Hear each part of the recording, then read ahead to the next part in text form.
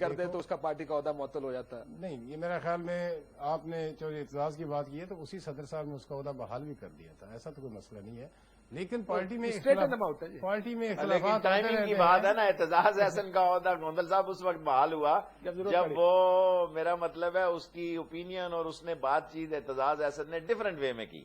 جب اعتزاز نہیں اس نے اپنا چودھری صاحب نے اپنا نہ اصول آج تک بدلا ہے، نہ اصول کی بات نہیں ہے. دیکھیں موقف کی بات ہے. پہلے ان کا موقف پیپلز پارٹی کے خلاف تھا تو اعتزاز احسن کو انہوں نے ورکنگ کمیٹی سے نہ صرف بلکہ ہمارے جہانگیر بدر صاحب نے جس طرح نکالا وہ بھی ایک تاریخ ہے. انہوں نے کافی میڈیا پہ یہ ڈسکشن بھی ہوئی. جب اعتزاز احسن صاحب نے ایک پازیٹو سٹینڈ لیا، ٹرن لیا، تو پھر ان کی ممبرشپ صاحب میرا خیال میں تھوڑا سا ریکارڈ اگر اجازت دیں درست کر دوں کہ ہماری پارٹی میں بہت سارے لوگ پارٹی پالیسی کے ساتھ اختلاف بھی کرتے ہیں، اور اختلاف کرنا ایک جمہوری روایت کا حصہ ہے. رضا ربانی کرتے ہیں، چودھری اعتزاز صاحب کرتے ہیں، اور کوئی سارے فارغ ہو جاتے ہیں. یہی تو مسئلہ ہے، جس پارٹی میں اختلاف ہوتا ہے وہ آدمی فارغ ہو جاتا ہے. کون فارغ ہوا ہے؟ Fall out of line and you will see. کوئی فارغ نہیں ہوا. ہماری پارٹی میں سارے سینئر لوگ اسی طرح بیٹھے اپنے اسٹیٹس سے بیٹھے. میں آپ کو ابھی اسرار شاہ صاحب سے بات کر کے بتاتا ہوں. انہوں نے ایک خط لکھا بابر اعوان کے خلاف، اس کو پارٹی سے باہر نکال دیا، اس کو سی معطل کر دی گئی. اسرار شاہ کے بارے میں میرا خیال میں کوئی زیادہ ضروری نہیں سمجھتا کہ زیادہ ڈسکس نہیں. میں تو اس کی ڈسکشن نہیں، نہیں، پارٹیوں کا رویہ یہ خط نہیں ہے. ادھر مستی خیل نے تقریر کی، حالانکہ مستی خیل کی مستی بھی نہیں تھی، اس کو اٹھا کے پارٹی سے باہر پھینک دیا. ہمیں اسرار شاہ سے ہمدردی ہے، اس بیچارے نے قربانی دی ہے، لیکن اس کی رکنیت کا یا سی سی کی ممبرشپ کا اس کے خط سے کوئی زیادہ میٹر نہیں کرتا. اور بہت سارے ایشوز ہیں جو میں ایک بریک سے واپس آتا ہوں تو انہی ایشوز کے اوپر کہ کیا ایشوز ہیں. کیا سیاسی جماعتیں ایسی چلیں گی؟ ایک بادشاہت لگتی ہے، یہ جمہوریت نہیں لگتی. سیاسی جماعتوں کے اندر کی جمہوریت کدھر گئی؟ کہ مستی خیل اگر آپ کو سوٹ کرے سیاسی طور پر آپ مستی خیل کو باہر نکال دیں، اگر آپ کو ذاتی طور پر سوٹ کرے آپ اسرار شاہ کو پارٹی سے باہر نکال دیں، اگر آپ کو سوٹ کرے تو چودھریوں کی ایک اور پارٹی بن گئی ہے تیسری کاف لیگ، جو کہتے ہیں کہ جی ہماری بات نہیں سنتے، کہ جمہوریت نہیں ہے پارٹی میں. کیا ایسے ہی یہ سیاسی جماعتیں چلیں گی؟ سو بات کریں گے ایک چھوٹے سے بریک کے بعد.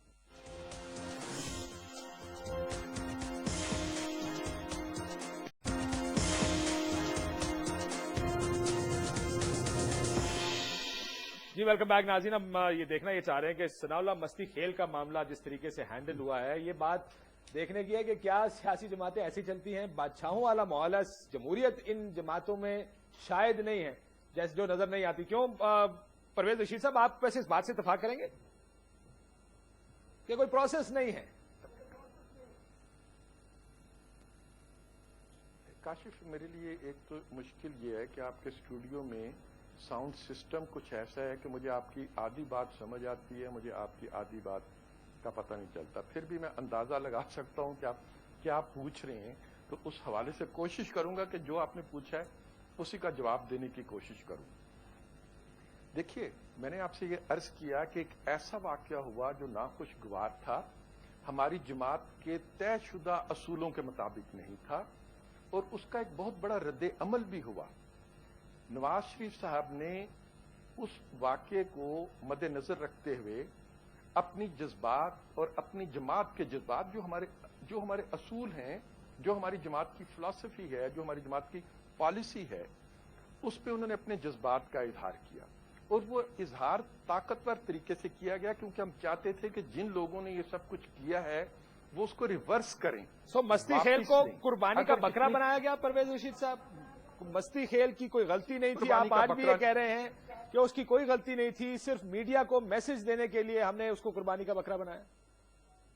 نہیں، کسی کو قربانی کا بکرا نہیں بنایا گیا. قربانی کا بکرا تو تب آپ کہتے ہیں کسی کو بنایا گیا کہ ہم نے کسی دوسرے شخص کا جرم جو ہے کسی ایک اور شخص کے نام پر رکھ دیتے اور ہم کہتے کہ یہ قربانی کا بکرا ہے. مستی خیل کا جرم تھا. وہ ڈاکومنٹ آ گیا آپ کے سامنے. دیکھیے، قرارداد انہوں نے ہاؤس میں پیش کی، ساری دنیا کے سامنے پیش کی.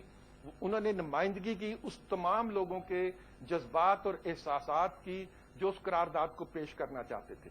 لہذا جب بھی اس قرارداد کے حوالے سے بات ہوگی ان کا نام آئے گا کہ انہوں نے اس قرارداد کو پیش کیا. ہم یہ چاہتے تھے شہباز شریف صاحب موجود تھے. واپس ہو.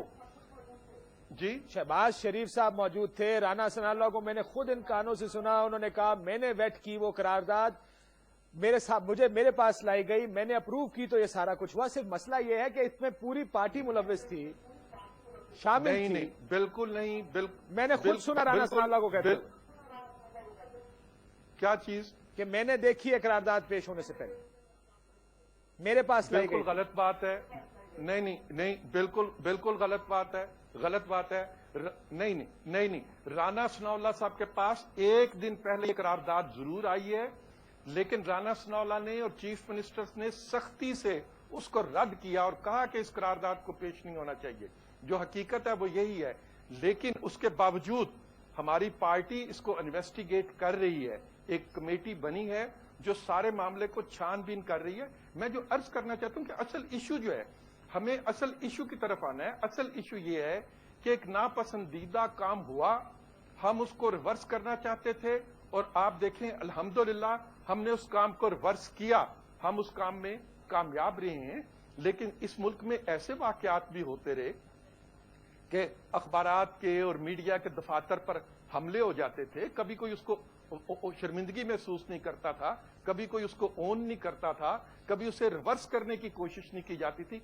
आप जिस जमहूरियत की बात कर रहे हैं, क्या ये जमहूरियत नहीं है कि सियासी जमातें अगर कोई काम कर लेती हैं और वो नापसंदीदा काम है, उसको पसंद नहीं किया जाता, तो वो उसको रिवर्स करने को भी तैयार हो जाती हैं? काशिफ, सारी दुनिया की जमहूरियत यही है। सर, ये कितनी अच्छी बात है। हम पाकिस्तानी माशरा थोड़ा सा आगे 2 कदम चला गया है। हम आज 50 की दहाई में, 60 की दहाई में, 90 की दहाई में नहीं है, जब जबर के जरिए मुल्क चलता था, जब शख्सी आमरीयतों के जरिए मुल्क चलता था। ये एक अच्छी बात सर, है कि आज अब भी एक नुकता ताकतवर ये है मीडिया कि भी शख्सी मौजूद है। आमरीयत पार्टियों की हद तक तो मौजूद है। मैं शेख साहब से, मैं आपके पास आता हूं, इसको एक और चीज बता दूं। आप अगर इन्वेस्टिगेट कर रहे हैं तो टीवी पर राना सनाउल्लाह साहब के जितने बीपर चले, आप वो सुनिएगा।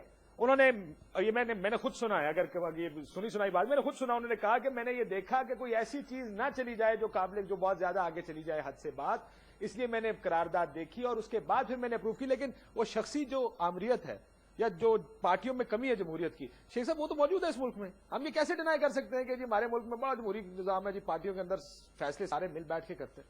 देखें काशिफ, बेसिक बात तो ये है कि आप गोंदल साहब से, और ये केस जो है बुनियादी तौर पे ये हुआ, तो इसमें तो मैं पहले दिन से ये कहता था कि ये करारदाद में जो लोग वहां बैठे थे, अगर इनको एतराज था तो ये उसको अपोज करते।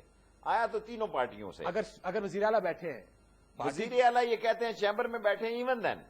लेकिन जब उन्होंने वापस ले लिए करारदाद, एक डिमांड थी उनकी, एक उनकी मीडिया की डिमांड थी, वापस तो नहीं हो सकती, लेकिन एक अच्छी अमेंडमेंट आ गई। क्या मैंने दरअसल ये है कि ये अमेंडमेंट नहीं पढ़ी, मैं ऐसी आपके सामने गोंदल साहब कहते हैं और ऐसी बड़ी चीज नहीं है वो भी, और मैं तो वैसे ही पहली करारदाद के लिए मुखालिफ। गोंदल साहब ने पढ़ी है, बेहतर इस पे तबसरा कर सकते हैं कि क्या फर्क है और क्या तब्दीली हुई है। मैंने हल्फन ये नहीं पढ़ी अभी तक। जी गोंदल साहब, आप जहां तक तल्लक करारदादों का है, मुझे तो दोनों करारदादों में कोई सच फर्क नजर नहीं। मुझे तो ना पहली से इतराज था ना दूसरी से इतराज है साहब, साफ ही बात है। ना पहली पे कोई खुदा न खासा कोई आसमान टूटने वाली बात थी, और ना इसमें कोई ऐसी चीज है जिसने आसमान को टूटने से रोक लिया है।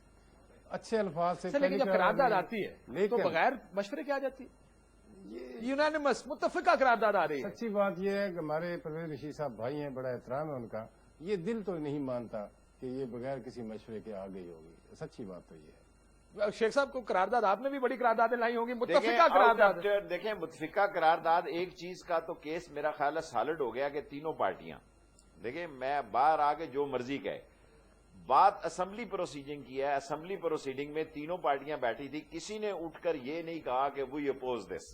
देखिए ये कई लोग हमारी सस्पेंड किया गया, तकरीरें की गई। पहले मेरा ख्याल था, देखें पहले मेरा ख्याल था कि इसमें लोगों के दस्तखत नहीं है, 2 दिन बाद जारी हुए, लेकिन बाद में मीडिया ने वो रेजोल्यूशन की कॉपी विद सिग्नेचर दिखा दी जिसमें पार्टियों के लोगों के दस्तखत हैं। सो आउट ऑफ टर्न जब ली गई तो मैं समझता हूं कि जैसा परवेज रशीद साहब ने कहा कि एक दिन पहले दिखाई गई और उस पर नापसंदीदगी का इजहार किया गया, और वो फिर नहीं आनी चाहिए थी। देखिए ना, पार्टी का अगर ये फैसला है कि भाई ये जब जैसे परवेज रशीद साहब कह रहे हैं, इसके बावजूद आना तो मैं समझता हूं बहुत ही गैर मुनासिब बात है, और सारी पार्टियों की तरफ से आना। फिर पार्टी में ये फैसला कैसे हुआ होगा? असल मसला ये है कि बहुत सारे लोग डिग्रियों से अफेक्टेड हैं। देखिए ना, असल मसला ये है, ये कह रहे हैं हम सब कि हमें डिग्रियों से यानी कि कोई खौफ नहीं है, डिग्री का कोई जिक्र नहीं है, वरना इस करारदाद आने की जरूरत कोई नहीं थी। ये सारे लोग इलेक्टेड लोग हैं, सीनियर लोग हैं। डूबने वाले जो एमपीएस थे वो सोच रहे थे कि हम साडा ते डूबिया ही डूबिया। मेरा ख्याल है, जो बोलना है, मेरा ख्याल है कि जो लोग जिनको खतरात थे उन्होंने ऐसा कोई काम किया होगा। یہ ڈگریز کے کیس میں گو کہ وہ کہتے ہیں کہ ہم نے اس میں ہم نے کوئی لفظ استعمال نہیں کیا، ورنہ تو کوئی میڈیا کے ساتھ پارٹیاں لڑائی جمہوری طریقے سے چل رہی ہے پھر